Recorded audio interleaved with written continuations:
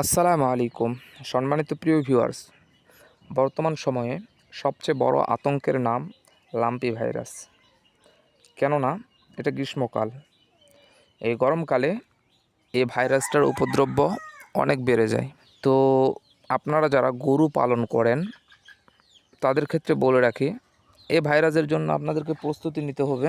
তো প্রধান প্রস্তুতি হলো আপনারা ভ্যাকসিনেশন করে নেবেন।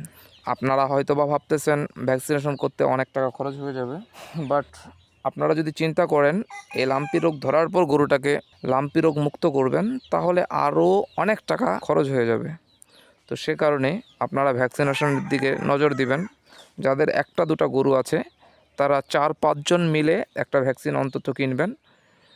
কিনে 10-15টা বা 5-7টা গরুতে আপনারা এই ভ্যাকসিনটা করবেন।